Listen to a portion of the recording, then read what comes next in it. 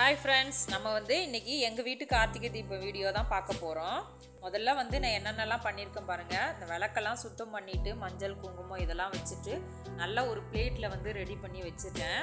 நான் ஆல்ரெடி இதெல்லாம் கழுவின வீடியோலாம் எடுக்கலான்னு பார்த்தோம், ஆனால் பிளான் பண்ணபடி எங்களால் எடுக்க முடியல. அதனால் தற்போதைக்கு உள்ளதை மட்டும் எடுக்கலாம் அப்படின்னு சொல்லிட்டு பிளான் பண்ணி இந்த வீடியோ எடுத்திருக்கோம்.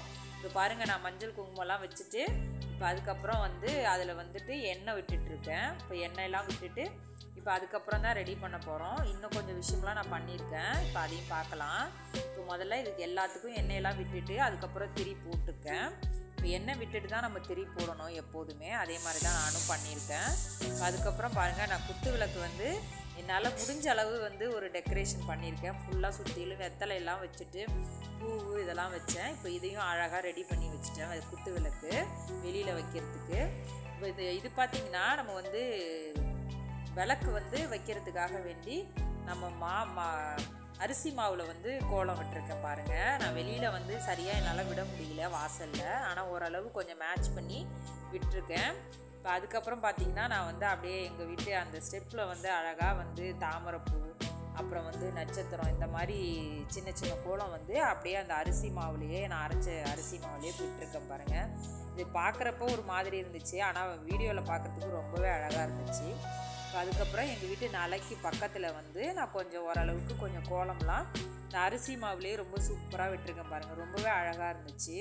இப்போ அதுக்கப்புறம் பார்த்திங்கன்னா நம்ம பூஜை ரூம் ஃபுல்லாக எல்லாத்தையும் க்ளீன் பண்ணிவிட்டு அதுவும் பூஜை ரூம் விளக்கில் மஞ்சள் குங்குமம் இதெல்லாம் வச்சுட்டு பூவெல்லாம் வச்சு அழகாக டெக்கரேஷன் பண்ணிட்டேன்.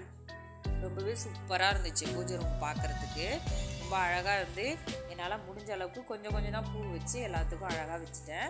இப்போ ரொம்ப அழகாக இருக்குது பாருங்கள், பார்க்கையிலே தெரியும். அதுக்கப்புறம் பார்த்திங்கன்னா இங்கே விளக்கு ரெடி பண்ணி வச்சுட்டு 2 விளக்கு நம்ம வெளியில் வச்சிடலாம் அப்படின்னு சொல்லிட்டு வெளியில் வைக்க ஆரம்பிச்சிட்டேன்.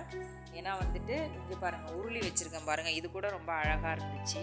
இப்போ எங்கே பார்த்தாலும் ரெடி பண்ணிவிட்டு அதுக்கப்புறம் நான் விளக்கேற்ற ஆரம்பிச்சிட்டேன். ரொம்ப சூப்பராக இருந்துச்சு பார்க்குறதுக்கே, ரொம்ப அழகாக அந்த ஸ்டெப்லலாம் எரியிறது ரொம்ப அழகாக இருந்துச்சு. இப்போ என்னால் முடிஞ்ச அளவு உங்களுக்கு வீடியோலாம் காமிச்சிருக்கேன் பாருங்கள். அதுக்கப்புறம் பாருங்கள், இது விநாயகர் விளக்கு, நடுமுள்ள விநாயகர் வச்சுட்டு சுற்றிலும் ஒரு 5 விளக்கு, இது ரொம்ப அழகாக இருக்கும். இப்போ அது மாதிரி இந்த தீபத்தையும் ஏற்றிட்டு அதுக்கப்புறம் நிலைக்கு பக்கத்தில் அந்த தீபத்தையும் ஏற்றி வச்சுட்டேன்.